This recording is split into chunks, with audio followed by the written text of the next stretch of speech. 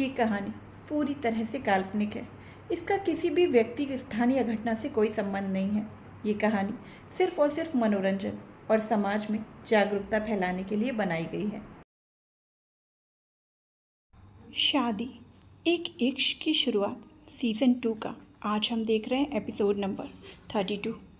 इससे पहले के एपिसोड मैंने प्लेलिस्ट में मेंशन कर दिए हैं, तो आप उन्हें वहां जाकर देख सकते हैं। तो चलिए शुरू करते हैं आज का ये नया एपिसोड। ध्रुवंश जब ये कहता है कि धारा को वो वाइफ मानता है, तो कयारा कहती है, वाइफ? तुम्हारी वाइफ थी? तुम शादीशुदा हो और तुमने मुझे ये बात कभी बताना ज़रूरी नहीं समझा।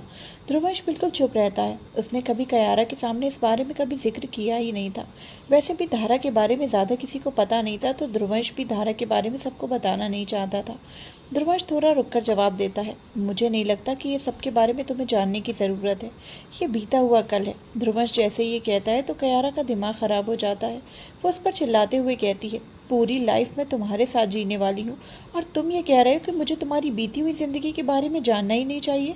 मैंने अपनी लाइफ की हर एक बात तुमसे शेयर की, लेकिन तुमने मुझसे इतनी बड़ी बात छुपाई। अपने पहले प्यार के बारे में मुझसे छुपाया। तुम्हारे पहले प्यार के बारे में अगर किसी को जानने का हक है तो वो मुझे है। How could you ध्रुवंश?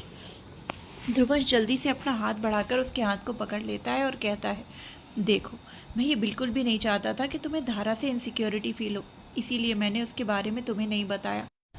और मुझे इसीलिए ही लगा कि मुझे तुम्हें इसके बारे में बताना ही नहीं चाहिए। कयारा ये सुनकर थोड़ा शांत होती है, फिर कुछ देर तक दोनों के बीच एकदम से शांति छा जाती है। हाँ, ये सच था कि कयारा को अगर ये पता चलता कि ध्रुवंश किसी और से प्यार करता था, तो उसे इस बात से इनसिक्योरिटी ज़रूर फील होती। बहुत देर की शांति के बाद कयारा कहती है, मुझे तुम्हारे और उसके बारे में सब कुछ जानना है। सब कुछ मतलब सब कुछ। ध्रुवंश उसे बस देखता रह जाता है। ध्रुवंश भी उसे धीरे से पूछता है, तुम सुन पाओगी? कयारा पहले तो चुप होती है, फिर हाँ में सिर हिलाकर कहती है, मुझे बस इसके बारे में जानना है। कयारा की बात सुनकर ध्रुवंश धारा और अपनी कहानी कयारा को बताने लगता है। वो सब कुछ बता रहा था जो उसके ऊपर बीता था। कयारा सब कुछ सुन रही थी। उसके एक्सप्रेशन से बिल्कुल भी समझ नहीं आ रहा था कि वो कैसे रिएक्ट करने वाली है। वैसे तो वो पहले बहुत ज़्यादा हैरान थी, लेकिन उसके बाद उसके एक्सप्रेशंस एकदम कहीं गायब से हो गए। ध्रुवंश सब कुछ बताते हुए उन पलों में खोए जा रहा था। वो धारा के साथ बिताए पलों में खोते हुए उसमें ही गुम हो रहा था। कयारा उसके एक्सप्रेशंस को देखकर साफ समझ रही थी कि वो पहले धारा के साथ कितना खुश रहा करता था, और उसकी आंखों में अब भी धारा के लिए उतना ही प्यार दिख रहा था जितना वो पहले करता था। कयारा को ध्रुवंश की आंखों में खुद के लिए कम और धारा के लिए ज़्यादा प्यार दिख रहा था, जो उसे सच में बहुत तकलीफ दे रहा था। वो जिस तरह से उसके बारे में बता रहा था, उससे साफ पता चल रहा था कि ध्रुवंश धारा को कितना चाहता था। सब कुछ बताने के बाद ध्रुवंश कयारा को देखता है। कयारा भी उसे ही देख रही थी।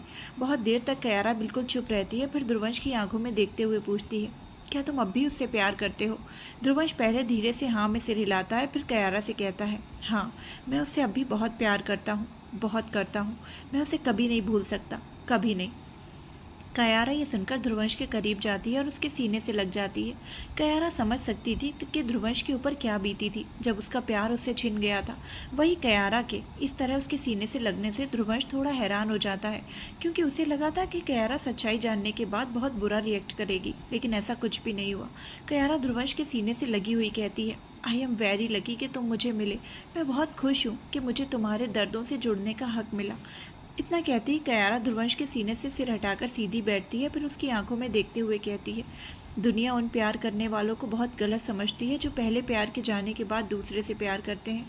उन्हें लगता है कि वो दूसरे के साथ रहकर पहले प्यार को धोखा दे रहे हैं, लेकिन उन्हें ये नहीं पता कि जो लोग पहले प्यार को खो देते हैं वो कभी धोखा नहीं दे सकते, क्योंकि उन्हें प्यार का असली मतलब पता होता है, और उनके ना होने का दर्द भी। ध्रुवंश और कयारा एक दूसरे की आंखों में ही देख रहे थे। कयारा ध्रुवंश की आंखों में देखते हुए इसके गाल पर हाथ रखती है और कहती है, I am proud that you are my love. और मैं धारा को भी थैंक्स कहना चाहूँगी, क्योंकि उसकी वजह से ही तुम मुझे मिले हो। दोनों एक दूसरे को देखने लगते हैं। आंखों ही आंखों में देखते हुए कयारा ध्रुवंश के करीब जाती है और उसके होठों पर अपने होठ रख देती है, क्योंकि उसे पता था कि इस वक्त ध्रुवंश के दिल में क्या बीत रही है। वो इस वक्त धारा की बातें करते हुए उसे बहुत ज़्यादा धारा की याद आ रही थी। ये समझते हुए कि कयारा ध्रुवंश के होठों पर किस करने लगती है। ध्रुवंश को जब यह एहसास होता है तो वो कसकर कयारा की कमर को पकड़ लेता है और अपनी आंखें बंद कर लेता है। कयारा बस ध्रुवंश को रिलीफ फील कराने के लिए ये सब कर रही थी। दोनों ही इस वक्त कुछ करीब होकर बैठे थे, और अब ध्रुवंश भी कयारा को रिस्पॉन्स देने लगा था। ध्रुवंश भी अब कयारा को किस कर रहा था। किस करते करते अब कयारा की उंगलियां ध्रुवंश की शर्ट के बटन को खोलने लगती हैं। ध्रुवंश को जब यह एहसास होता है तो वो जल्दी से कयारा का हाथ पकड़ लेता है। ध्रुवंश अब किस ब्रेक करके कयारा से कहता है, मैं अभी आता हूँ। इतना बोलते ही ध्रुवंश उठकर जाने लगता है कि तभी कयारा उसका हाथ पकड़ लेती है। ध्रुवंश रुक जाता है, तभी कयारा उसे देखते हुए कहती है, तुम्हें खुद को कंट्रोल करने की ज़रूरत नहीं है। ये कहते ही कयारा उठकर ध्रुवंश के आगे जाकर खड़ी हो जाती है। कयारा फिर से ध्रुवंश की शर्ट के बटन खोलने लगती है। ध्रुवंश जल्दी से कयारा की कमर को दोनों हाथों से पकड़ता है और उसे किस करने लगता है। कयारा शर्ट के बटन खोलते हुए उसे किस का रिस्पॉन्स दे रही थी।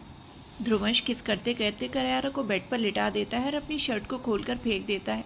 कयारा ध्रुवंश की गर्दन अपने हाथ लपेट लेती है। दोनों ही अब बहुत शिद्दत से एक दूसरे को किस करने लगते हैं। ध्रुवंश अब कयारा के टॉप को खोलकर फेंक देता है। कयारा अब ऊपर बस इनरवियर्स में थी और नीचे उसने शॉर्ट पैंट पहनी थी जिसमें उसकी गोरी थाइस पूरी तरह से दिख रही थी। टॉप हटने से अब कयारा का बदन दूध से बनी मलाई की तरह दिख रहा था। दोनों एक दूसरे को किस करने में लगे थे। तभी अचानक ध्रुवंश रुक जाता है और सोचने लगता है। वो एकदम से ही कयारा से दूर होता है। कयारा उसे बेचैनी से देखती है। ध्रुवंश कहता है, ये गलत है, शादी से पहले हम ये नहीं कर सकते। कयारा ये सुनकर ध्रुवंश का हाथ पकड़ लेती है और कहती है, अगर सच्ची मोहब्बत हो तो एक दूसरे से जुड़ने के लिए शादी की ज़रूरत नहीं पड़ती। तुमने मुझे कुछ माना है या नहीं माना ये तो मुझे नहीं पता, लेकिन मैंने तुम्हें अपने जन्मों जन्म का साथी मान लिया है। ध्रुवंश अब भी सोच में था। तभी कयारा टेबल से एक चाकू लेकर आती है और ध्रुवंश के सामने खड़ी होकर उसके हाथ को पकड़ लेती है। ध्रुवंश समझ नहीं पाता कि आखिर कयारा क्या करने वाली है। कयारा ध्रुवंश के अंगूठे को थोड़ा सा कट करती है। ध्रुवंश हैरान होकर उसे देखता है।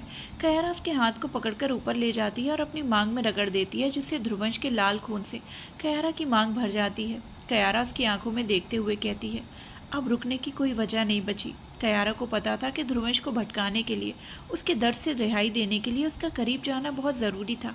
कयारा ध्रुवंश को देखते हुए अपने इनरवियर्स उसके सामने खोल देती है। कयारा का ऊपरी शरीर अब पूरा नेक था। ध्रुवंश कयारा के शरीर को बहुत ही गौर से देखता है। कुछ पल में ध्रुवंश भी कंट्रोल खो देता है और कयारा को उठाकर झटके से बेड पर ले जाता है। ध्रुवंश आउट ऑफ कंट्रोल होकर उसके पूरे शरीर को चूमने लगता है। कयारा अपनी आंखें बंद कर लेती है और ध्रुवंश के बालों पर हाथ चलाने लगती है। ध्रुवंश बस उसे बेतहाशा चूमे जा रहा था। अब कयारा को पाने के लिए वो पागल सा हो चुका था। कयारा का पूरा बदन देखकर तो उसके पूरे शरीर में आग सी लगती है।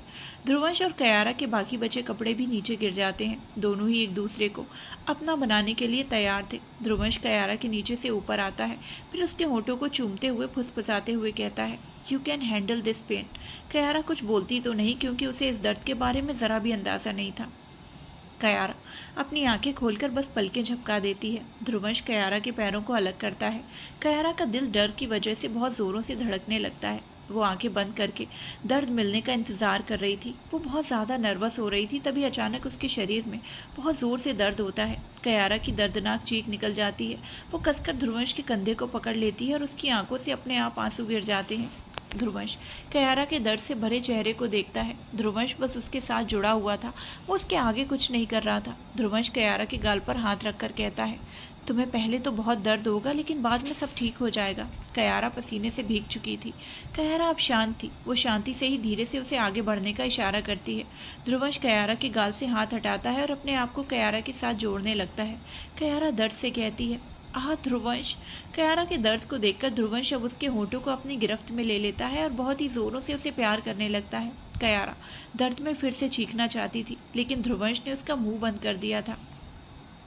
ध्रुवंश कयारा को पूरी तरह से अपने कब्जे में लेकर अपने प्यार के समुद्र में डुबोने लगता है। ध्रुवंश का स्टैमिना भी बिल्कुल ध्रुव की तरह था। वो जल्दी रुकने वालों में से नहीं था। वो कयारा को प्यार करते हुए ये पूरी तरह से खो चुका था। कयारा का दर्द भी बढ़ते बढ़ते अब कम होने लगा था, तो ध्रुवंश उसके होंठों को छोड़ देता है। वो कमरा उन दोनों की सिसकियों और सांसों से भर जाता है। ध्रुवंश अपने जोश के साथ कयारा को प्यार कर रहा था, तो वहीं कयारा अपना होश खोते जा रही थी। उसे ध्रुवंश के साथ एक अलग ही खुशी मिल रही थी। ध्रुवंश को बस अपना बनाकर उसे एक चैन मिल रहा था। दोनों ने अपने प्यार में आज सारी हदें पार कर ली थी। अब तक कमरे की लाइट जली हुई थी और दोनों एक दूसरे से जुड़े हुए दिख रहे थे।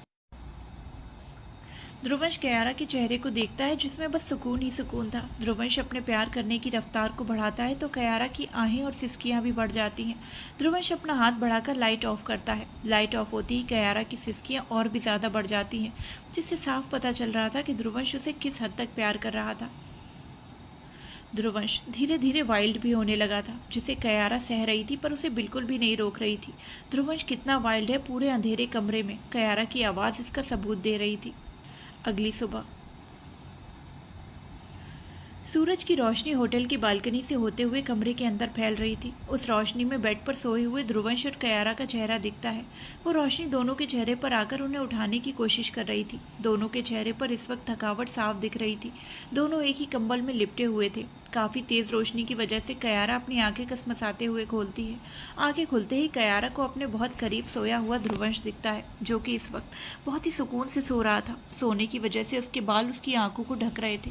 सोते हुए भी ध्रुवंश बहुत ही हैंडसम लग रहा था और उसका शर्टलेस बदन उसे और भी ज़्यादा अट्रैक्टिव बनाने का काम कर रहा था। कयारा कुछ पल उसे देखती है, फिर अपना हाथ बढ़ाकर उसके बालों को चेहरे से हटाती है। उसे इतने सुकून से सोया देखकर कयारा के होंठों पर मुस्कुराहट आ जाती है। फिर उसे जब रात की सारी सीन याद आती है तो उसे उस पल का दर्द और प्यार दोनों ही याद आते हैं। तभी ध्रुवंश धीरे धीरे अपनी आंखें खोलता है। कयारा मुस्कुराते हुए उसे देखने लगती है। ध्रुवंश उसे देखकर उसकी कमर को पकड़कर अपने करीब खींच लेता है। कयारा उसकी और करीब हो जाती है। ध्रुवंश कयारा के माथे पर किस करता है, फिर कहता है, ठीक से नींद तो पूरी हुई ना? कयारा ध्रुवंश को सिर उठाकर देखते हुए कहती है, मैंने तो बस उंगली पकड़ने को कहा था और तुमने पूरा हाथ पकड़ लिया। कयारा ध्रुवंश को वक्त का अंदाज़ा दिला रही थी, क्योंकि उसे बिल्कुल भी नहीं पता था कि ध्रुवंश उसे इतनी देर बाद छोड़ेगा। ध्रुवंश कयारा के माथे पर देखता है, जो कल कयारा ने उसके खून से मांग को भरा था, वो अब तक उसी तरह से भरा हुआ था। कयारा इस वक्त एक शादीशुदा लड़की लग रही थी। ध्रुवंश कयारा की मांग को छूते हुए कहता है, अब तुम मेरी हो तो मैं तुम्हारा हाथ क्या सब कुछ पकड़ूंगा। बाय द वे, उस दिन तो डैड का काम होने की वजह से वो तुम्हारे डैड से मिलने नहीं जा पाए, उनसे बात नहीं कर पाए, बट आप जल्द ही जल्द मिलवाना पड़ेगा, क्योंकि आधी वाइफ तो तुम मेरी बन ही गई हो। अब बस फेरे लेकर एक मंगलसूत्र पहनाकर तुम्हें पूरी तरह से अपनी वाइफ बनाना है। कयारा ध्रुवंश के सीने पर हाथ रखकर कहती है, इतनी जल्दी क्या है? शादी के लिए मुझे कोई जल्दी नहीं है। ध्रुवंश अपना हाथ कयारा के पेट पर ले जाते हुए कहता है, जल्दी तो मुझे भी नहीं है, लेकिन मैंने कल प्रोटेक्शन यूज़ नहीं किया था। कयारा जल्दी से कहती है, उससे क्या फ़र्क पड़ता है? अगर हमारे प्यार से एक नन्ही सी जान बन भी जाती है तो इसमें कुछ गलत नहीं है। ध्रुवंश मुस्कुराता है और फिर एक बार बहुत ही ज़्यादा प्राउड से कयारा को देखने लगता है। ध्रुवंश अब बेड से उठता है और कयारा को चादर के साथ ही उठाकर वॉशरूम में ले जाता है। गोवा में सुबह से ही बारिश शुरू हो चुकी थी। प्रज्ञा बारिश की बूंदों को छूते हुए अपनी आंखें बंद करके खड़ी थी। वो इस वक्त नीचे बाहर थी। पानी को छूते हुए उसके पैर, उसके हाथ और वो भी थोड़ा थोड़ा भीगने लगी थी। अभियान इस वक्त ऑफिस के लिए निकल रहा था, लेकिन वो जैसे ही प्रज्ञा को बारिश की बूंदों से खेलते हुए और उसे भीगते हुए देखता है तो उसकी भौहें चढ़ जाती हैं। वो उसकी ओर जल्दी से बढ़कर उसे गोद में उठाकर अंदर हॉल में ले जाने लगता है। प्रज्ञा अभियान से खुद को छुड़ाते हुए कहती है, छोड़िए हमें। अभियान बिना कुछ बोले बस उसे अंदर ले जा रहा था। प्रज्ञा खुद को छुड़ा रही थी, लेकिन जब अभियान उसे कुछ नहीं बोलता तो वो मुंह फुला लेती है। लेकिन उसके मुंह फुलाने का कोई भी मतलब नहीं था, क्योंकि अब तक दोनों बात नहीं कर रहे थे और अभियान का तो एक अलग ही ईगो था। जब तक उसका ईगो शांत नहीं होता वो प्रज्ञा से बात नहीं करने वाला था। अभियान प्रज्ञा को अंदर ले जाकर सोफे पर बिठाता है। आव्या भी सोफे पर बैठी हुई हॉस्पिटल जाने के लिए अपना बैग पैक कर रही थी। दोनों के आते हुए वो दोनों को देखती है। अभियान प्रज्ञा को सोफे पर बिठाकर ही वहाँ से जाने लगता है। तभी प्रज्ञा उससे कहती है, केयर करने से अच्छा आप हमसे थोड़ी बात क्यों नहीं कर लेते? अभियान कोई जवाब नहीं देता। वो वहाँ से फिर से जाने लगता है तो प्रज्ञा फिर से कहती है, नहीं करनी है ना बात, तो अब मैं भी आपकी बात बिल्कुल भी नहीं सुनूंगी। आप बस जाइए, मैं बारिश में पूरी भीगूंगी। आव्या दोनों की नोक झोंक को देखकर मुस्कुराने लगती है। प्रज्ञा के इस तरह से कहने से अभियान प्रज्ञा को छोड़कर आव्या को देखता है और उससे कहता है, रैबिट, अपनी भाभी से कहो कि अगर उसने खुद को बारिश के पानी में भिगोया तो फिर जो मैं करूँगा इसकी जिम्मेदार वो खुद होगी। अभियान जब आव्या को देखकर ये कहता है तो प्रज्ञा कहती है, मैं भी यही हूँ, आप मुझसे डायरेक्ट बात कीजिए, इसमें आव्या को बीच में लाने की क्या ज़रूरत है? आव्या पहले अभियान को देखती है, फिर प्रज्ञा को। अभियान अब फिर से आव्या को देखकर कहता है, रैबिट, अपनी भाभी से कहो कि जिसके साथ वो अपने करियर बना रही है उसी से बात करे। मुझसे बात करने की कोई ज़रूरत नहीं है। मुझसे बात करने से उनका करियर खराब हो जाएगा। इस पर प्रज्ञा भी जल्दी से कहती है, आप हमारे झगड़े के बीच सिद्धार्थ को लेकर मत आइए, उसका कोई कसूर नहीं है। अभियान कहता है, कसूर तो मेरा है कि मैंने तुम्हारी भाभी को बात छुपाने का हक दिया। मैं तो उसे बात बात पर मारता हूँ ना, इसीलिए वो डर की वजह से सब कुछ छुपाती है। अव्यान के ये कहने से प्रज्ञा चुप हो जाती है। बेचारी आव्या तो अपना सिर इधर से उधर घुमाए जा रही थी। वो तो दोनों के बीच फंस चुकी थी। बेचारी का कसूर ही क्या था, वो तो बस अकेली वहां पर बैठी हुई थी तो दोनों ने उसे दबोच लिया। श्रेष्ठा डाइनिंग टेबल की तरफ थी और वो अव्यान और प्रज्ञा के बीच फंसी आव्या को ही देख रही थी। इस वजह से वो उसकी सपोर्ट करने के लिए तीनों की ओर आती है और कहती है, तुम दोनों अपनी लड़ाई में मेरी प्रिंसेस को परेशान क्यों कर रहे हो? देख नहीं रहे हो तुम दोनों की वजह से प्रिंसेस ने कितनी बार अपनी गर्दन इधर से उधर कर ली। अगर प्रिंसेस की गर्दन अकड़ गई तो? अव्यान अब कुछ भी नहीं बोलता और वहां से चला जाता है। प्रज्ञा उसे बस जाते हुए देखती रहती है। उसके बाहर निकलते ही प्रज्ञा बोलती है, देखा आप दोनों ने, कितने खड़ूस हैं। एक तो बात बात पर गुस्सा हो जाते हैं और फिर मुझे ही लेक्चर देते रहते हैं। श्रेष्ठा उससे कहती है, लेकिन प्रज्ञा इसमें तुम्हारी भी तो गलती है ना। तुम्हें अयान के साथ सब कुछ शेयर करना चाहिए। तुम कुछ भी करो सबसे पहले उसे बताया करो। श्रेष्ठा समझा रही थी पर तभी वो कहती है, बिल्कुल चूहे बिल्ली जैसे लड़ते रहते हो। कभी तुम दोनों शांति से भी रहोगे या फिर ऐसे ही चलता रहेगा? बच्चे हो जाएंगे तो तुम दोनों को देखकर वो क्या सीखेंगे? श्रेष्ठा प्रज्ञा को सुना रही थी, वहीं आव्या मुंह में हाथ रखकर हंसी कंट्रोल कर रही थी। प्रज्ञा आव्या को ऐसे हंसते हुए देखकर उसे घूर कर देखने लगती है, फिर कहती है, हंस लीजिए, आपकी भी बारी आएगी तब देखना मैं हंसूंगी। आव्या जल्दी से अपने मुंह से हाथ हटाकर कहती है, मैं कहाँ हंस रही हूँ भाभी। बोलते ही आव्या की हंसी निकल जाती है। प्रज्ञा उसे चिढ़ते हुए देखती है। आव्या हंसी कंट्रोल करते हुए कहती है, सॉरी भाभी, मैं पहली बार आप दोनों को ऐसे झगड़ते हुए देख रही हूँ। मुझे नहीं पता था कि आप दोनों लड़ते भी हैं और भाई आपको ताने भी मारते हैं। मुझे सीरियसली आज जाकर पता चला। इतना बोलते हुए आव्या को फिर से हंसी आ जाती है। प्रज्ञा चिढ़ते हुए वहाँ से उठकर जाने लगती है। तभी आव्या पीछे से कहती है, भाभी ध्यान से, बारिश में मत भीगेगा वरना पता नहीं भाई कौन से आपको ताना मार दें। इतना बोलते ही आव्या फिर से हंसने लगती है। प्रज्ञा मुड़कर काव्या को घूरते हुए देखती है और फिर वहां से चली जाती है। श्रेष्ठा वहां खड़ी दोनों की बातें सुन रही थी। प्रज्ञा के जाने से श्रेष्ठा अब किचन में जाकर आव्या के लिए टिफिन लेकर आती है और आव्या को देते हुए कहती है, लो मैंने तुम्हारे लिए मीठी पूरी बनाई है, लंच में ज़रूर खाना, भूल मत जाना। आव्या श्रेष्ठा के हाथ से टिफिन लेकर उसके गाल पर किस करती है और कहती है, थैंक यू मॉम। श्रेष्ठा मुस्कुराती है। तभी टेबल पर रखा हुआ आव्या का फ़ोन बजने लगता है। श्रेष्ठा का ध्यान आव्या के फ़ोन पर जाता है जिस पर रुद्र का कॉल आ रहा था। आव्या फ़ोन को देखकर फ़ोन बंद कर देती है। उसे ऐसा करने से श्रेष्ठा आव्या के फेस एक्सप्रेशंस देखती है। आव्या वो अपना बैग उठाती है और वहाँ से जाने लगती है कि तभी श्रेष्ठा कहती है, रुद्र और तुम्हारा भी झगड़ा हुआ है क्या? आव्या पलटकर श्रेष्ठा को देखती है, फिर मुस्कुराते हुए कहती है, नहीं तो मॉम, ऐसी तो कोई बात नहीं है। श्रेष्ठा समझ जाती है कि आव्या की झूठी मुस्कान है, इसीलिए वो थोड़ी नाराज़गी से कहती है, हाँ अब तुम अपनी मॉम से भी झूठ बोल लो। इतना बोलते ही श्रेष्ठा नाराज़गी से वहाँ से जाने लगती है तो आव्या जल्दी से उसकी ओर बढ़कर पीछे से श्रेष्ठा को हक कर लेती है। आव्या श्रेष्ठा को हक किए हुए कहती है, मॉम आपको पता है ना मैं आपको नाराज़ होते हुए नहीं देख सकती, और वैसे भी आपकी क्यूट से फेस पर यह नाराज़गी बिल्कुल भी सूट नहीं करती। श्रेष्ठा आव्या की ओर पलटती है और फिर कहती है, तुम भी ध्रुव की तरह मेरे ध्यान को भटका रही हो, बचने के लिए झूठी मूठी तारीफें कर रही हो। आव्या जल्दी से ना में सिर हिलाती है। श्रेष्ठा अब आगे कुछ कहती उससे पहले ही आव्या का फिर से फ़ोन रिंग होता है। श्रेष्ठा और आव्या दोनों ही आव्या के फ़ोन को देखते हैं जिस पर इस वक्त हॉस्पिटल से कॉल आ रहा था। आव्या कॉल रिसीव करती है। उसका फ़ोन रिसीव करते ही उधर से आवाज़ आती है, डॉक्टर आपके लिए कुरियर आया है। आव्या पहले तो सोचती है कि किसने कुरियर दिया होगा। कुछ सोचने के बाद वो उससे कहती है, एक काम करो, उसे मेरी केबिन में रखवा दो। इतना बोलते ही आव्या कॉल कट करती है, फिर श्रेष्ठा को देखकर कहती है, ठीक है मॉम अब मैं चलती हूँ। आव्या श्रेष्ठा को बाय बोलकर चली जाती है। श्रेष्ठा भी आव्या को बाय बोलती है। वहीं दूसरी ओर सुबह सुबह काव्या, सरा और सरना एक साथ शॉपिंग पर निकली थी। तीनों शॉपिंग मॉल में पहुंच चुकी थी। उसके बाद से ही बारिश की रफ्तार तेज हो गई थी। काव्या और सरना शॉपिंग कर रही थी तो वहीं सौरा इस वक्त कैफे पर मयंक के साथ बैठी थी। सौरा शॉपिंग कर ही रही थी लेकिन उसे अचानक ही मयंक मिल गया तो उसके साथ कॉफ़ी पीने के लिए बैठ गई। मयंक सौरा को बिना देखे कहता है, चलो अच्छा हुआ कि तुमने रूहान को माफ़ कर दिया। मैं बहुत खुश हूँ कि तुम्हें अपनी फैमिली फिर से मिल गई। मयंक के ऐसे बोलने से सौरा अचानक ही मयंक के हाथ के ऊपर अपना हाथ रख लेती है। ये महसूस होते ही मयंक सौरा को देखने लगता है। सौरा मयंक को देखते हुए कहती है, आई एम सॉरी, मेरी वजह से तुम्हारी गर्लफ्रेंड तुम्हें छोड़कर चली गई, एंड थैंक यू मेरे हस्बैंड और बेस्ट फ्रेंड बनने के लिए। अगर तुम नहीं होते तो पता नहीं मेरा क्या होता, मैं जिंदा रहती भी या मर। सौरा बस इतना ही कहती है कि मयंक उसके होंठों पर अपनी उंगली रख देता है। सौरा मयंक को देखने लगती है। कुछ देर तक दोनों वैसे ही एक दूसरे को देखने लगते हैं। तभी अचानक कोई आकर मयंक के गाल पर एक पंच मारता है।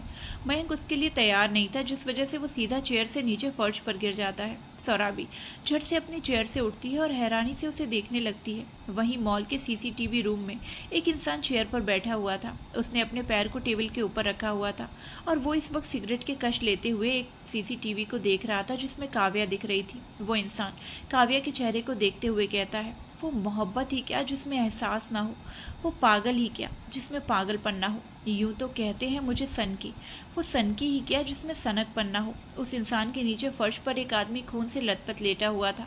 उसकी गर्दन को बुरी तरह से कैंची से घायल किया गया था। उस नीचे खून से सने इंसान को देखकर पता चल रहा था कि वो सीसीटीवी को मैनेज करता है, लेकिन चेयर पर बैठे इंसान ने उसकी बुरी तरह से हत्या कर दी थी, इस दुनिया से अलविदा कह दिया था। उस इंसान का खून नीचे फर्श पर ऐसे बह रहा था जैसे किसी ने गलती से जग का पानी गिरा दिया हो। सौरा और मयंक उस ओर देखते हैं। सामने ध्रुव बहुत ही गुस्से में खड़ा था। मयंक के होठों के कोने से खून निकल रहा था, वो जमीन पर गिरा हुआ था। ध्रुव चेयर को एक लात मारकर वहां से हटाता है। सौरा उसके ऐसे करने से डर जाती है। ध्रुव आगे बढ़कर मयंक के कॉलर को पकड़ता है। मयंक इधर से उधर देखते हुए कहता है, ये तुम क्या कर रहे हो ध्रुव? इस वक्त मयंक और ध्रुव को ही सब लोग देख रहे थे। सभी को तो यही लगेगा कि वो दोनों स्वर्णा की वजह से लड़ रहे हैं, इसीलिए ही मयंक उसे इस तरह से सवाल करता है, जिस पर ध्रुव गुस्से से कहता है, मन तो कर रहा है तुझे जान से मार दूं, तू मुझसे छुप रहा है, मुझसे? सौरा आप दोनों को ऐसे देखती है तो जल्दी से ध्रुव को रोकने की कोशिश करते हुए कहती है, भैया प्लीज उसे छोड़ दीजिए। ध्रुव सिर घुमाकर सौरा को देखता है तो सौरा एकदम से डर जाती है, क्योंकि ध्रुव की आंखें लाल थी। वो काफी ज्यादा गुस्से में था। सौरा के कदम पीछे हो जाते हैं। अब उसके मुंह से कोई शब्द नहीं निकलते। ध्रुव सौरा को कुछ भी नहीं कहता और फिर से मयंक को देखता है। असल में जब से मयंक यहाँ आया था वो ध्रुव से नहीं मिल रहा था। वो उससे छुपने की कोशिश कर रहा था। मयंक ने सौरा का साथ दिया था तो मयंक को लग रहा था कि ध्रुव के साथ उसकी पूरी फैमिली उसकी गुनहगार समझेगी, लेकिन वो भी क्या करता। वो तो चाहता था कि वो सौरा को जल्द से जल्द उसके परिवार तक पहुंचा दे, लेकिन जब सौरा होश में आई तब उसने सिंघानिया परिवार के पास जाने से साफ इनकार कर दिया था। और वैसे भी मयंक को पता नहीं था कि ध्रुव के साथ सिंघानिया परिवार जिंदा है, लेकिन जब बाद में उसे पता चला कि सब जिंदा हैं तो उसके बाद भी वो सौरा को उन लोगों के पास सौंप नहीं पाया। मयंक अब अपनी आंखें बंद करता है और बहुत ही धीरे से कहता है, ध्रुव यहाँ कुछ नहीं, तुम्हें बात करनी है ना तो चलो हम कहीं और जाकर करते हैं। ध्रुव दांत पीसते हुए कहता है, पहले तुझे समझ नहीं आई थी कि मुझे तुझसे एक बार मिलना चाहिए था, और जब मिला हूँ तो कहीं और बात करने चले।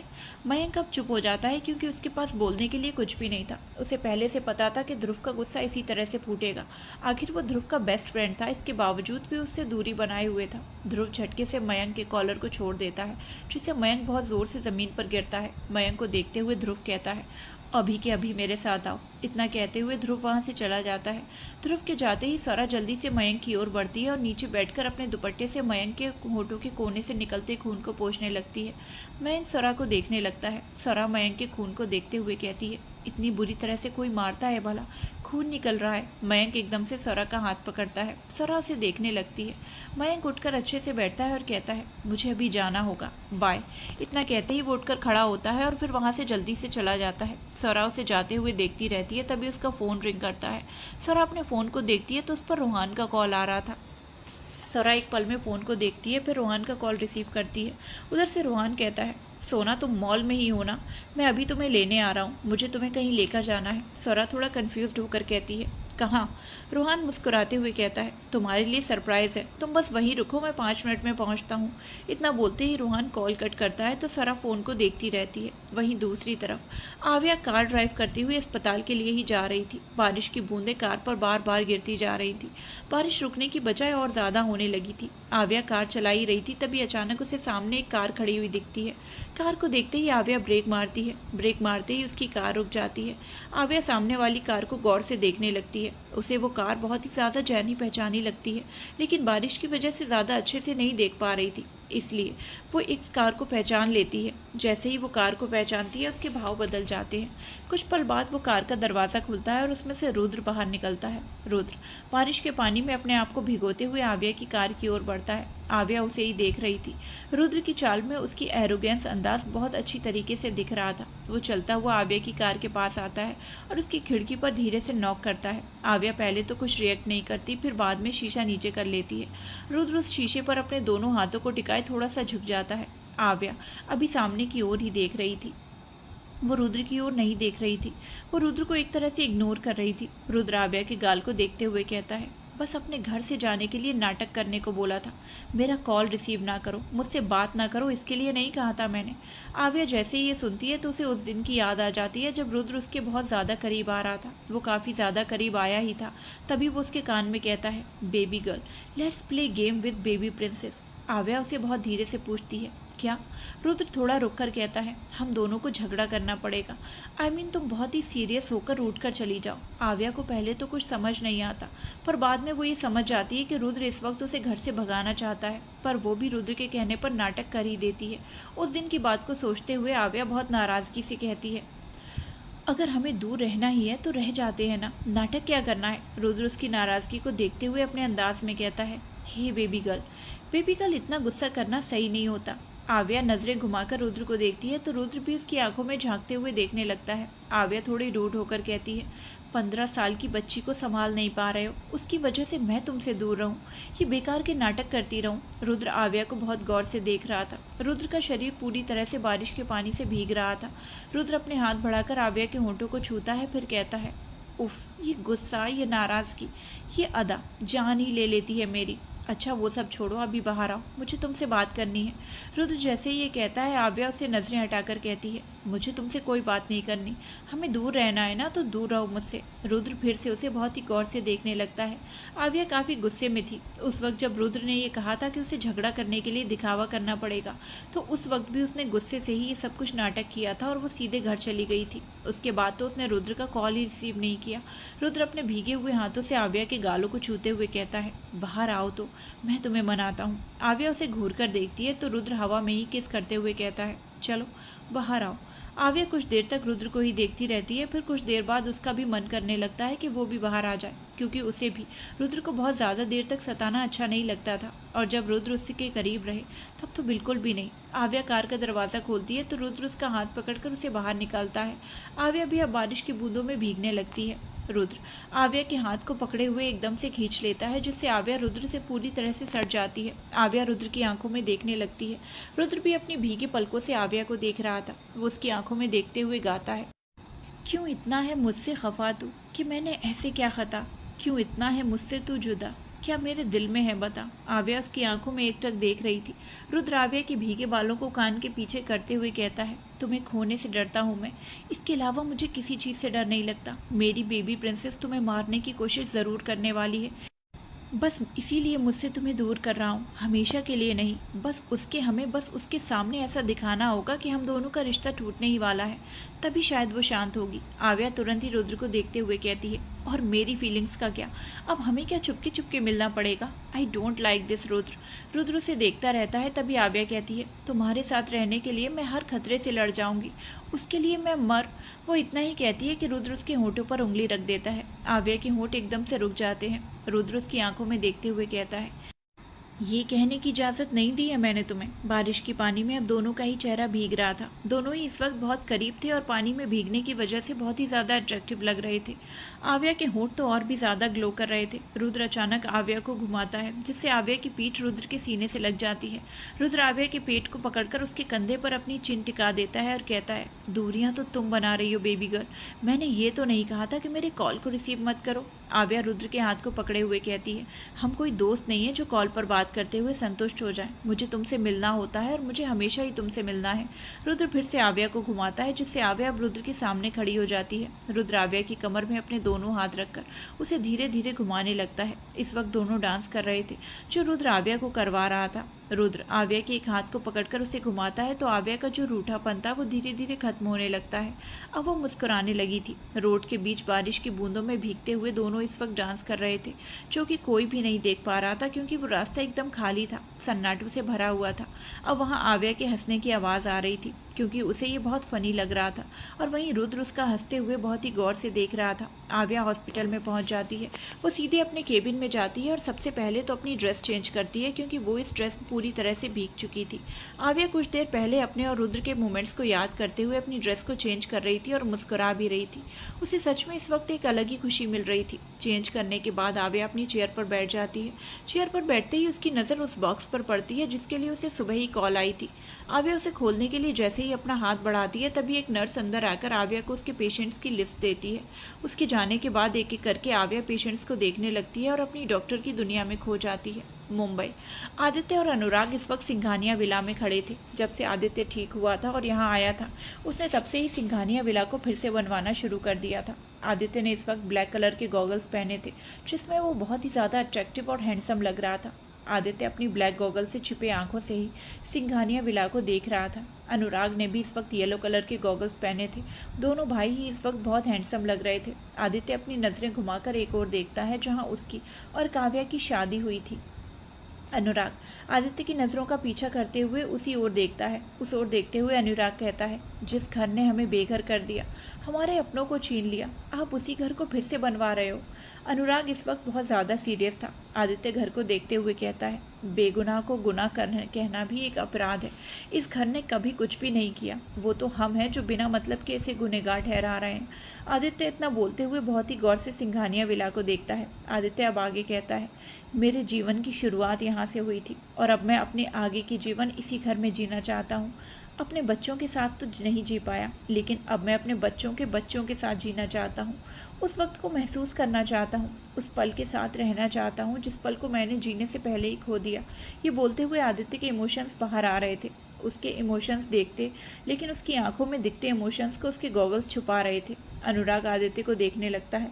आदित्य अब भी सिंघानिया विला को बहुत ही गौर से देख रहा था। सिंघानिया विला बन ही चुका था, बस कुछ पल का वक्त, फिर वो एकदम रहने की कगार पर आ जाएगा। आदित्य की बातों से अब अनुराग भी इम्प्रेस हो चुका था, इसीलिए वो भी सिंघानिया विला को देखते हुए अपने बचपन के दिनों में खो जाता है। गोवा। वहीं भरी बारिश में ध्रुवंश और कयारा घर पहुंचते हैं। दोनों कार से ही आए थे, लेकिन घर के अंदर आते हुए वो थोड़े भीग जाते हैं। कयारा अपने गीले बालों को झटकती है तो वो सीधे ध्रुवंश के मुंह पर लगते हैं, जिसका एहसास कयारा को नहीं था। ध्रुवंश कयारा को देखकर सिर हिला देता है। कयारा अंदर जाते हुए श्रेष्ठा को बुलाती है। मॉम, मॉम, कहाँ हो आप? आरुष कयारा को देखकर खुश होकर कहता है, आप आ गई भाभी। कयारा मुस्कुराते हुए हाँ में जवाब देती है और फिर कहती है, मॉम कहाँ है? आरुष कयारा को देखकर उससे फ्लर्ट करते हुए कहता है, मॉम का क्या करना है, मैं पास खड़ा हूँ, बताइए आपको क्या चाहिए। आप जो कहेंगी मैं सब ला कर दूंगा। कयारा आरुष की बात सुनकर उसे घूर कर देखती है, फिर पीछे मुड़कर ध्रुवंश को देखती है जो कॉल अटेंड करने के लिए गया हुआ था। कयारा को ध्रुवंश को देखता देखकर आरुष फिर से फ्लर्ट अंदाज में कहता है, मुझ पर भी तो थोड़ा गौर कीजिए, भाई से भी ज़्यादा हैंडसम हूँ और भाई से भी ज़्यादा शायद मैं आपको खुश रख सकता हूँ। आरुष हमेशा से ही फ्लर्टी था और उसे फ्लर्ट करना बहुत पसंद था। कयारा मुस्कुराते हुए आरुष की ओर बढ़ती है और उसके बहुत करीब झुकती है। आरुष और कयारा इस वक्त बहुत ही करीब थे। कयारा आरुष के गाल पर एक उंगली फेरती है और बहुत ही मधुर आवाज़ में कहती है, मुझे लगता है शायद मैंने गलत बंदे को चुन लिया। आरुष कयारा के टच को फील करके मुस्कुराता है। कयारा उसके और भी करीब जाती है, पर अचानक ही वो अपनी सैंडल से आरुष के पैर पर बहुत ज़ोर से मारती है, जिससे आरुष के मुंह से बहुत तेज़ी से चीख निकल जाती है। आह! कयारा मुस्कुराते हुए उससे कहती है, और फ्लर्ट करोगे मुझसे? इतना बोलकर वो आरुष के बाल को बिगाड़ती है और फिर उससे दूर होती है। आरुष अपने पैर को पकड़कर एक पैर से नाचने लगता है क्योंकि उसे बहुत ज़ोर से लगी थी। आरुष दर्द से कहता है, भाभी यार मैं तो बस मजाक कर रहा था, इतना ज़ोर से मारने की क्या ज़रूरत थी। इतना बोलते ही आरुष नीचे बैठ जाता है और अपने पैर को सहलाते हुए फूंकने लगता है। ध्रुवंश आरुष की आवाज़ सुनकर अंदर आते हुए कहता है, क्या हुआ, इतना ज़ोर से क्यों चिल्ला रहे हो? कयारा जल्दी से जवाब देती है, कुछ नहीं हनी, हम तो बस हंस रहे थे। इतना बोलते ही कयारा आरुष को देखती है और कहती है ना मिस्टर आरुष सिंघानिया? कयारा आरुष को देखकर अब एक आई विंक करती है। आरुष बस कयारा को देखता रह जाता है। उसे बिल्कुल भी नहीं पता था कि कयारा को छेड़ने का नतीजा ये होगा। कयारा को कुछ पल देखकर आरुष लाचारी से हाँ में सिर हिला देता है। इस दौरान उसके होंठों पर हल्की मुस्कान थी जो बस एक दिखावे के लिए मुस्कुरा रहा था। ध्रुवंश कयारा को गोद में उठाकर ले जाते हुए कहता है, बेबी पहले बाल सुखा लो वरना सर्दी लग जाएगी। कयारा फ्लर्टी अंदाज में ध्रुवंश से कहती है, गर्मी देने के लिए तुम हो ना। ध्रुवंश कयारा को देखकर तिरछा मुस्कुराता है जैसे वो उसे वार्निंग दे रहा हो।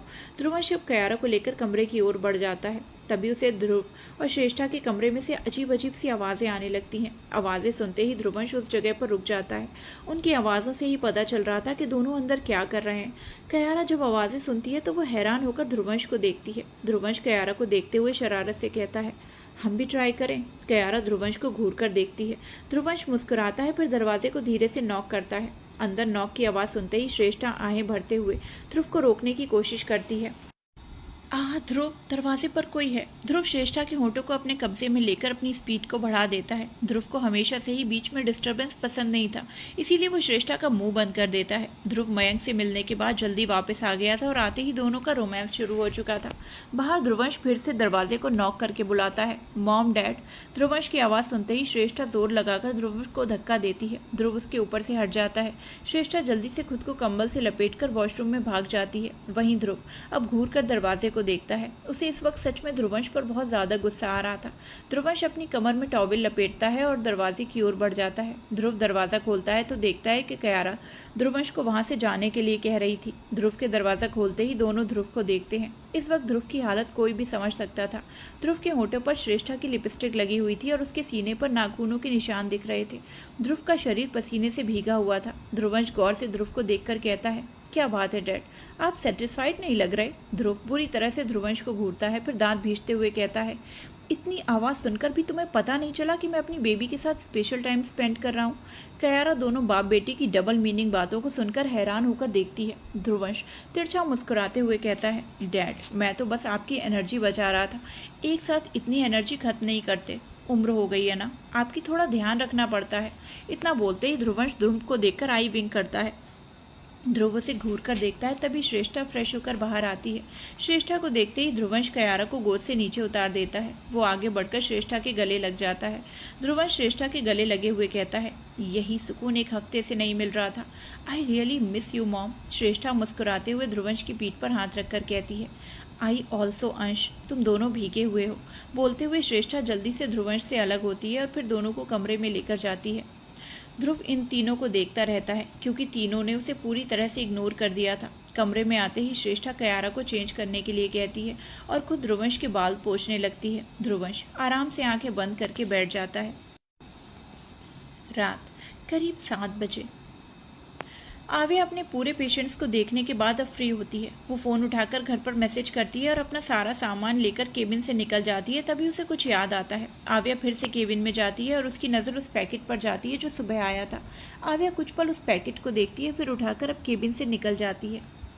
आव्या कार में बैठती है और सबसे पहले पैकेट को खोलती है। पैकेट खोलते ही वो खुशी से कहती है, मेरी फेवरेट चॉकलेट। वो खुश होकर जल्दी से पैकेट खोलकर चॉकलेट को खाने लगती है।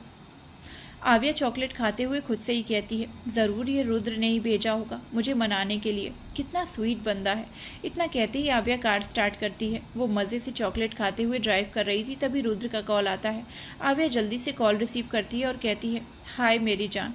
रुद्र आव्या का बदला व्यवहार देखकर फ़ोन की स्क्रीन को देखता है, ये चेक करने के लिए कि कहीं गलती से किसी और का नंबर तो नहीं लग गया, क्योंकि आव्या उसे कभी भी ऐसे नहीं बुलाती। रुद्र भौहें चढ़ाकर कहता है, baby girl are you okay.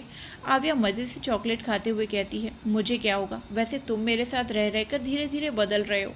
Rudra confuse होकर पूछता है, तुम्हें ऐसा क्यों लगता है। आव्या कुछ बोलने ही वाली थी, तभी वो अचानक खांसने लगती है। आव्या को खांसते हुए देखकर रुद्र थोड़ा सख्ती से कहता है, बेबी गर्ल तुम खाते हुए मुझसे बात कर रही हो। आव्या बहुत ज़ोर ज़ोर से खांसने लगती है। रुद्र एकदम से परेशान होकर कहता है, मैंने कितनी बार कहा है ना कि खाते हुए मत बात किया करो। आव्या खांस ही रही थी, तभी अचानक उसे उल्टी हो जाती है। रुद्र और ज़्यादा घबरा जाता है और चिल्लाते हुए आव्या को बुलाता है, baby girl can you hear me. Rudra ने इतना ही कहा था कि उधर से आव्या की हैरानी भरी आवाज़ आती है, खून। खून सुनते ही रुद्र का दिल बैठ जाता है। आव्या रोते हुए कहती है, रुद्र मुझे खून की वॉमिटिंग हो रही है। ये सुनकर रुद्र के पैर जम जाते हैं। आव्या अपनी ओढ़नी को देखती है जिसमें उसने खून की उल्टी कर दी थी। आव्या बहुत ही ज़्यादा घबराई हुई थी। वो रोते हुए खून को देखने लगती है। रुद्र अचानक ही उससे चिल्लाते हुए पूछता है, कहाँ हो तुम। आव्या अब भी कार ड्राइव कर रही थी, तो वो जल्दी से रुद्र को एड्रेस बता देती है। रुद्र अपनी कार को फुल स्पीड में चलाकर आव्या से कहता है, अभी के अभी कार रोको, आई एम कमिंग। आव्या कार रोकने की कोशिश करती है पर कार नहीं रुकती। आव्या परेशान होकर रोते हुए कहती है, रुद्र कार नहीं रुक रही, मुझे लगता है ब्रेक फेल है। रुद्र एकदम से चिल्लाता है, व्हाट। आव्या कार को किसी तरह से कंट्रोल करने की कोशिश कर रही थी, लेकिन एकदम से उसकी आंखों के सामने अंधेरा छाने लगता है। आव्या अपनी पलकें झपकाते हुए धीरे से कहती है, रुद्र मुझे कुछ दिखाई नहीं दे रहा, सब कुछ धुंधला दिख रहा है। इतना बोलते ही आव्या कार को बहुत तेज़ी से टर्न करती है। वहीं उधर रुद्र के चेहरे पर परेशानी की लकीरें साफ दिख रही थी। उसका माइंड जैसे ब्लैंक हो चुका था। रुद्र अपनी कार की स्पीड को वक्त के साथ बढ़ाता ही जा रहा था। उसकी स्पीड इतनी ज्यादा थी जैसे वो हवा को भी पार कर रहा हो। आव्या की आंखें अब बंद होने लगी थी। वो बहुत मुश्किल से अपनी आंखों को खोलकर रखे हुए थी। कुछ वक्त में ही रुद्र आव्या की कार के पास पहुंच जाता है। आव्या अब धीरे धीरे होश खो रही थी। रुद्र आव्या की कार के साथ अपनी कार को सटाता है ताकि आव्या की कार की स्पीड थोड़ी कम हो सके, पर आव्या की कार स्पीड कम होने का नाम ही नहीं ले रही थी। आव्या के हाथों की कार की स्टीयरिंग से धीरे धीरे ढीले होने लगे थे। अब काव्या की कार की स्पीड कम नहीं होती तो रुद्र फ्रस्ट्रेशन में स्टीयरिंग पर बहुत जोर से मारता है। रुद्र आंखें बंद करके कुछ पल सोचता है, फिर आंखें खोलता है। इस बार उसकी आंखों में कुछ अलग दिख रहा था, एक जुनून, आव्या को बचाने का जुनून। रुद्र दूसरी सीट पर बैठता है और एक हाथ से अपनी कार को सही डायरेक्शन देकर अपनी कार का दरवाजा खोलता है। रुद्र अपना आधा शरीर निकालकर आव्या की कार का दरवाजा खोलने की कोशिश करता है। कुछ देर तक वो कोशिश करता है, पर फिर उसकी कार का डायरेक्शन चेंज हो जाता है, जिससे रुद्र का हाथ कार से छूट जाता है और वो रगड़ते हुए कुछ दूरी तक जाता है। नीचे रगड़ने की वजह से रुद्र के हाथ छिल जाते हैं। रुद्र फिर से कार के अंदर आकर कार को कंट्रोल करता है और फिर से आव्या की कार की ओर ध्यान देता है। इस बार वो आव्या की कार के दरवाजे को खोल लेता है। कार का दरवाजा खुलने से आव्या, जो कब से बेहोशी की हालत में थी, वो एकदम से बेहोश होकर बाहर गिरने वाली होती है, पर उससे पहले ही रुद्र उसे पकड़ लेता है। वो आव्या को पकड़ते ही उसे कसकर गले लगाता है। दोनों कार का डायरेक्शंस बदल जाते हैं। रुद्र और आव्या कार से बाहर निकल जाते हैं। रुद्र आव्या को चोट न लगे इस वजह से जल्दी से अपने ऊपर कर लेता है और उसे पूरी तरह से कवर कर लेता है। रुद्र और आव्या लुढ़कते हुए काफी दूर तक चले जाते हैं। लुढ़कते लुढ़कते ही आव्या और रुद्र एक पेड़ से टकराकर रुक जाते हैं। उस पेड़ की चोट बस रुद्र को लग जाती है, क्योंकि उसने आव्या को किसी भी हालत में लगने नहीं दिया। जब वो रुकते हैं तब रुद्र सुकून की सांस लेता है, क्योंकि अब आव्या उसकी बाहों में थी और सही सलामत थी। उसे ऐसा लग रहा था, लेकिन ऐसा कुछ हुआ नहीं था। रुद्र कुछ पल तो अपनी आंखें बंद करके राहत की सांस लेता है। उसे ही पता था कि वो किस कदर आव्या को खोने से डर रहा था। रुद्र अब आव्या को थोड़ा ऊपर करके देखने लगता है। आव्या इस वक्त बेहोश थी। रुद्र आव्या के चेहरे को बहुत ही गौर से देखता है और उसे बड़े ही प्यार से छूने लगता है। छूने के बाद रुद्र आव्या के माथे पर बहुत ही प्यार से किस करता है। रुद्र अब आव्या को पलटकर जमीन पर लिटा देता है और उसके शरीर पर चोटों के निशान को देखने लगता है, लेकिन उसे जरा भी चोट नहीं आई थी। ये देखकर रुद्र आव्या के गाल को छूता है। रुद्र फिर से आव्या के माथे पर किस करता है, फिर दोनों गालों पर, आखिर में उसके होठों पर धीरे से किस करता है। वो ये सब कर ही रहा था, तभी उसे आव्या की बात याद आती है। रुद्र, मुझे खून की वॉमिटिंग हो रही है। रुद्र को जैसे ही ये याद आता है तो वो झट से आव्या के चेहरे को देखता है। आव्या के चेहरे पर इस वक्त कुछ नहीं दिख रहा था। रुद्र आव्या के गाल को थपथपाते हुए बुलाता है, बेबी गर्ल, हे बेबी गर्ल। वो बुला ही रहा था, तभी उसकी नजर आव्या के दुपट्टे पर जाती है, जिसमें खून के दाग दिख रहे थे और उसके साथ उसमें चॉकलेट भी दिख रहा था। रुद्र ये देखकर जल्दी से अपनी पॉकेट से फोन निकालता है और किसी को कॉल करता है। हॉस्पिटल। आव्या की खबर मिलते ही पूरा परिवार आव्या से मिलने हॉस्पिटल में आया हुआ था। अव्यान, ध्रुवंश और रुद्र इस वक्त डॉक्टर से बात कर रहे थे।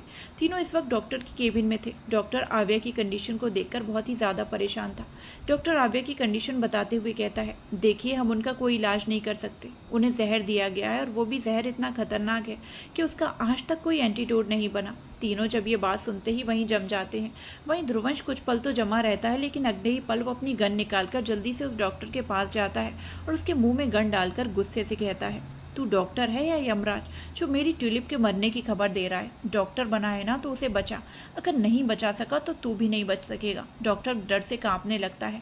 वैसे तो इस वक्त अव्यान और रुद्र का चेहरा भी बहुत ज़्यादा सर था। वो डॉक्टर को ऐसे देख रहे थे जैसे वो अभी उसे जान से मार दें। अव्यान ध्रुवंश को देखते हुए बहुत ही सीरियस आवाज़ में कहता है, अंश, लीव हिम। ध्रुवंश अभी गुस्से से डॉक्टर को देखे जा रहा था। उसकी गन अब भी उसके मुंह में ही थी। अव्यान फिर एक बार बहुत ही सख्ती से कहता है, अंश, आई सेड लीव हिम। ध्रुवंश कुछ पल तो बात नहीं सुनता, पर बाद में वो गन को उसके मुंह से निकालकर उससे दूर हो जाता है और डॉक्टर की टेबल पर बहुत जोर से मारता है, जिससे डॉक्टर फिर एक बार कांप जाता है। अव्यान अब अपनी गन को निकालकर उसमें बुलेट डालने लगता है। ये देखकर डॉक्टर डर से अपनी लार गटक लेता है। अव्यान गन में बुलेट डालते हुए कहता है, वैसे तो मुझे बात करने में ज़रा भी इंटरेस्ट नहीं है, लेकिन मैं बात कर रहा हूँ क्योंकि अगर इसने बात करना शुरू कर दिया तो। इतना कहते हुए उसकी नज़र डॉक्टर पर ही थी। डॉक्टर की नज़र बस अव्यान के कान पर थी। अव्यान सारी बुलेट भरने के बाद टेबल पर गन रखते हुए कहता है, बचाओगे या खुद मौत मरोगे, फैसला तुम्हारे हाथ में है। डॉक्टर को बस धमकी पर धमकी दी जा रही थी। बेचारा डॉक्टर के मारे डर के उसके पसीने छूटते जा रहे थे। डॉक्टर अपने पसीने को पोंछते हुए बहुत मुश्किल से कहता है, इस जहर को ख़त्म करने वाला एंटीडोट तो नहीं है, लेकिन जहर ज़रूर है। उस जहर को सिर्फ एक जहर ख़त्म कर सकता है, लेकिन इसमें बहुत रिस्क है। अगर पेशेंट की बॉडी उसे सह नहीं पाई तो वहीं पर उसकी मौत हो सकती है। ध्रुवंश और अव्यान बहुत गौर से उसकी बातों को सुन रहे थे और समझ भी रहे थे। कुछ ही पल में अव्यान कहता है, कहाँ मिलेगा वो जहर? वो डॉक्टर अपने डर को काबू में करते हुए कहता है। वो तो मुझे नहीं पता, लेकिन जिसे पता है मैं उसके बारे में बता सकता हूँ। इतना कहते ही वो कागज़ में कुछ लिखने लगता है। वो लिख नहीं पा रहा था क्योंकि उसके हाथ काँप रहे थे। बहुत मुश्किल से वो अपना हाथ चलाता है और उस कागज़ को देते हुए कहता है, ये उसका एड्रेस है। ध्रुवंश जल्दी से उस कागज़ को पकड़ लेता है। अव्यान और ध्रुवंश अब वहाँ से उठ जाते हैं और जाने लगते हैं। तभी अव्यान को ऐसा होता है कि रुद्र वहाँ का वैसा ही बैठा है। इसीलिए वो पीछे मुड़कर रुद्र को देखते हुए कहता है, रुद्र क्या तुम नहीं जा रहे? रुद्र एकदम चुपचाप सा बैठा था, लेकिन अव्यान के पूछने पर वो कहता है, तुम दोनों चलो, मैं आ रहा हूँ। अव्यान कुछ पल रुद्र को देखता है, फिर बाहर चला जाता है। अब तक तो डॉक्टर अव्यान और ध्रुवंश दोनों की हरकतें देखकर बहुत ज़्यादा डरा हुआ था, और अब रुद्र की ओर देख उसे और भी ज़्यादा डर लग रहा था। रुद्र सिर टेढ़ा करके उसे ही देख रहा था। उसकी आंखें काफ़ी खतरनाक दिख रही थी। रुद्र अपनी गर्दन पर हाथ फेरते हुए उठता है और अपने कदम डॉक्टर की ओर बढ़ाने लगता है। रुद्र के बढ़ते कदमों के साथ डॉक्टर की डर से धड़कनें और ज़्यादा बढ़ जाती हैं। रुद्र डॉक्टर के पास जाकर टेबल पर बैठ जाता है और अपने पैर उसकी चेयर पर रख लेता है। वो डॉक्टर की ओर झुकता है। उसे झुकता हुआ देखकर डॉक्टर पीछे होने लगता है। रुद्र टेबल से एक कैंची उठाता है और उसकी धार चेक करते हुए कहता है, क्या कहा तुमने? मेरी बेबी गर्ल की मौत हो जाएगी? वो काफ़ी ज़्यादा खतरनाक तरीके से उससे बात कर रहा था। उसकी बात करने के तरीके से ही डॉक्टर काँप रहा था। रुद्र डॉक्टर के मुंह को देखते हुए कहता है, इसी जुबान से कहा था ना तुमने कि मेरी बेबी गर्ल की मौत हो जाएगी? वो इतना ही कहता है और एकदम से उस केबिन में डॉक्टर की दर्दनाक आवाज़ गूंज उठती है। रुद्र अपने हाथों पर लगे खून को रुमाल पोंछते हुए कहता है, वो जुबान जो मेरी बेबी गर्ल की मौत को बताए, उस जुबान को सही सलामत रहने की कोई इजाज़त नहीं है। इतना कहते ही वो रुमाल को उस डॉक्टर के ऊपर फेंकता है और फिर उठकर वहाँ से निकल जाता है। वो जैसे ही निकलता है, उसकी कुछ ही देर बाद एक नर्स उस डॉक्टर के केबिन में जाती है। वो जैसे ही सामने देखती है तो उसकी भी डर से चीख निकल जाती है। आव्या के वार्ड में काव्या आव्या के पास बैठी हुई थी और उसकी हालत देखकर उसकी आंखों से आंसू बह रहे थे। आदित्य और अनुराग अब तक यहाँ नहीं आए थे। प्रज्ञा काव्या के कंधे पर हाथ रखकर उसे संभालने की कोशिश कर रही थी। प्रज्ञा काव्या को संभालते हुए कहती है, पोयम मम्मा, आप टेंशन मत लीजिए, आव्या को कुछ नहीं होगा।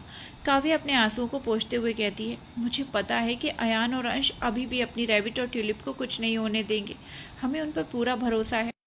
कुछ लोग वार्ड के बाहर खड़े होकर आव्या को देख रहे थे क्योंकि सबको जाने के लिए मना किया गया था। अंदर बस काव्या, प्रज्ञा और स्वर्णा थी। स्वर्णा की आंखों में भी इस वक्त आंसू थे। तभी अचानक कमरे का दरवाज़ा खुलता है।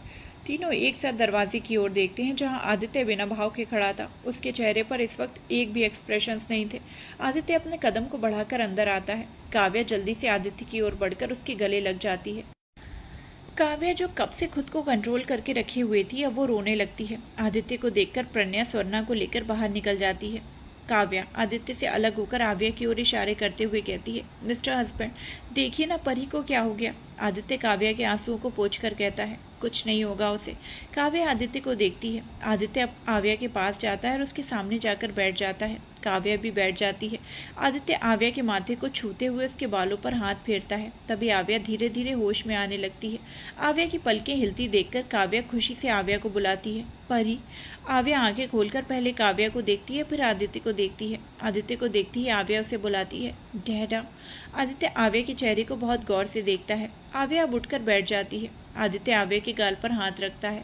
आव्या कमरे को देखकर समझ जाती है कि वो हॉस्पिटल में है और इतना भी समझ जाती है कि वो हॉस्पिटल में क्यों है।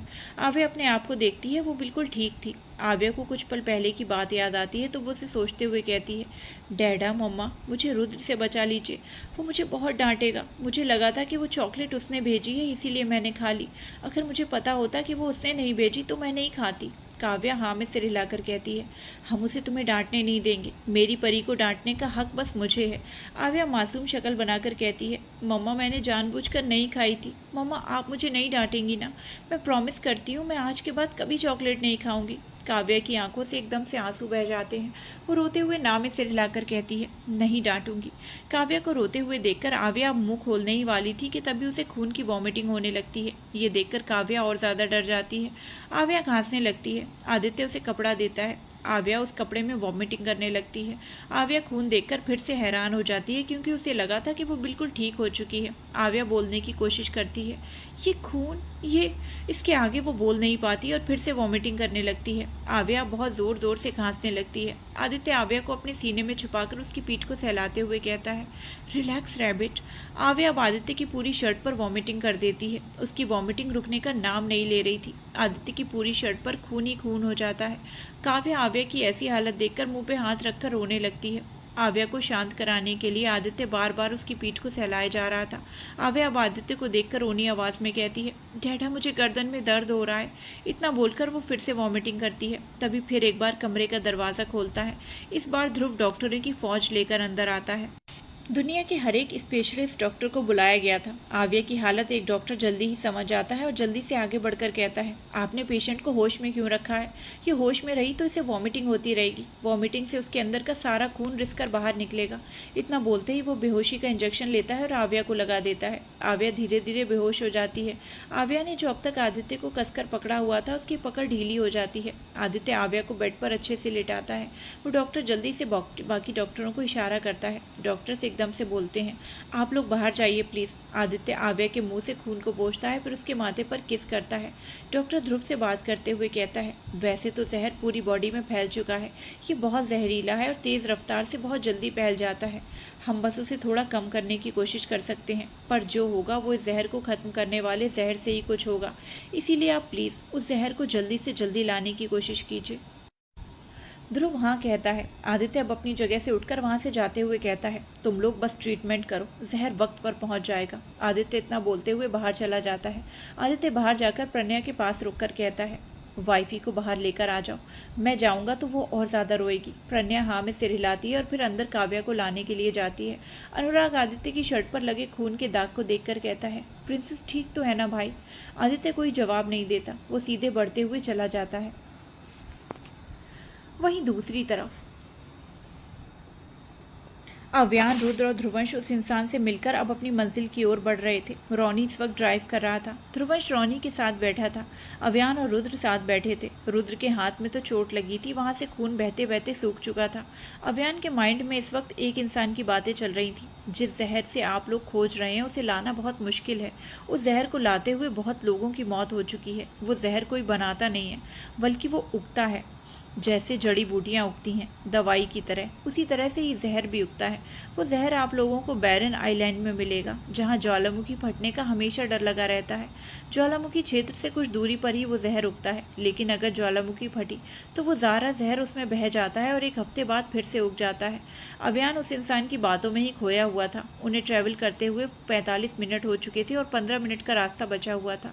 रुद्र बिना भाव के बैठा हुआ था। उसकी आंखों के सामने इस वक्त आव्या का बेहोश चेहरा दिख रहा था। कार का माहौल गर्म था और इस गर्म माहौल में ध्रुवंश गर्म होते हुए कहता है, जिसने भी वो जहर दिया है उसने अपनी कब्र खुद को अपने हाथों से खो दी है। इतना बोलते हुए वो कुछ सोचता है, फिर कहता है, ब्रो आप तो हमेशा ट्यूलिप के पीछे बॉडीगार्ड्स रखते थे, तो फिर आज ये सब कैसे हो गया? अव्यान अपनी मुट्ठी कसता है पर अपने फेस पर कोई एक्सप्रेशन आने नहीं देता। अव्यान के बॉडीगार्ड महीने में एक बार ट्रेनिंग सेंटर में ट्रेनिंग के लिए भेजे जाते हैं, जहाँ उनका सब कुछ चेक किया जाता है। आज ही वही दिन था जिसका फ़ायदा उठाकर आव्या पर हमला किया गया। जिसने भी ये किया था वो काफ़ी दिनों से सब कुछ प्लानिंग कर रहा था, जिसको अंजाम आज दिया है उसने। बैरन आइलैंड। कुछ आधे घंटे बाद तीनों उसी जगह पर पहुंच जाते हैं जहां उस इंसान ने कहा था। अव्यान देखता है तो कुछ ही दूरी पर ज्वालामुखी विस्फोट था। उस वक्त वो लोग जहां खड़े थे वहां पानी भी बिल्कुल चट्टान था और नीचे कुछ पौधे थे जिसमें पत्ते नीले थे और फूल हरे। फूल को देखते ही अव्यान को उस इंसान की बात याद आती है। आमतौर पर यहाँ पत्ते हरे होते हैं और फूल विभिन्न रंग के, लेकिन उस जहर का जड़ ही नीला होता है और उसका फूल हरा। उस पौधे के नीचे ज़मीन पर उसका फल छिपा होता है। फूल, फल, जड़ और पत्ता, ये चारों को मिलाकर ही वो जहर बनता है। उसमें से अगर एक भी मिस हुआ तो वो किसी काम का नहीं रहता। तीनों उस पौधे की ओर बढ़ते हैं। पहाड़ों की चट्टान से वो नीचे उतर रहे थे। तीनों पौधे के पास पहुंच जाते हैं। तीनों ही एक एक पौधा उखाड़ने लगते हैं, लेकिन उन्हें नीचे फल नहीं दिख रहा था। तीनों को ही याद आता है कि उस इंसान ने यह भी कहा था कि फल हर किसी में नहीं होता। तीनों पौधों को उखाड़ ही रहे थे तभी एक जोरदार आवाज हुई। ध्रुवंश आवाज की ओर देखता है, फिर एकदम से कहता है, लगता है ज्वालामुखी फटने वाला है।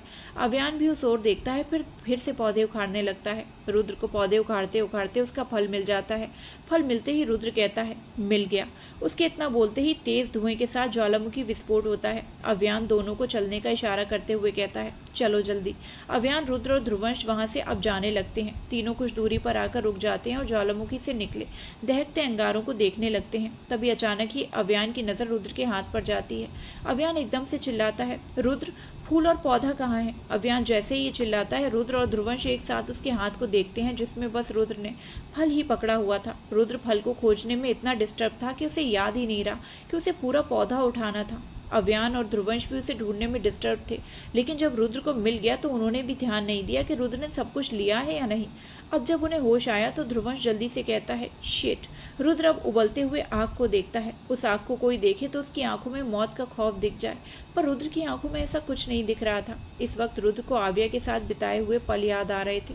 आव्या की मुस्कुराहट, आव्या की प्यारी बातें, उसकी खुशी, उसका मुंह बिगाड़ना जिसमें वो बहुत क्यूट लगती थी। रुद्र को इस वक्त बस आव्या दिख रही थी, उसके साथ बिताए पल दिख रहे थे। रुद्र ये सब कुछ सोच ही रहा था, तभी वो जल्दी से अव्यान को फल पकड़ाकर दौड़ते हुए उस आग की तरफ भागता है। अव्यान ये देखकर चिल्लाता है, रुद्र। अव्यान भी अब वो फल ध्रुवंश को देकर कहता है, अंश, इसको संभालो। उसे वो देते ही अव्यान भी रुद्र के पीछे जाता है। उबलते हुए आग की रफ्तार अब तेज होने लगी थी। रुद्र जल्दी से जंप करता है और पौधे को उखाड़कर अव्यान की ओर फेंकता है। उसके फेंकते ही अव्यान उसे पकड़ लेता है। वहीं वो दहकता हुआ अंगार भी उछलते हुए रुद्र को अपनी चपेट में ले जाता है, जिससे रुद्र उस दहकते अंगार में गायब हो जाता है। अव्यान अपना हाथ आगे करके जोर से चिल्लाता है, रुद्र। अव्यान के तो एकदम से होश ही उड़ जाते हैं। वो दहकती आग हर चीज़ों को भस्म करती जा रही थी जो उसके रास्ते में आ रहा था। अव्यान एकदम से अपने घुटनों के बल गिर जाता है और उस दहकती आग को देखते हुए फर्स्ट टाइम अव्यान की आंखों से आंसू बहने लगते हैं। To be continued. तो क्या इस हादसे के बाद सब लोग खो देंगे रुद्र को? जानने के लिए मिलेंगे अगले एपिसोड में।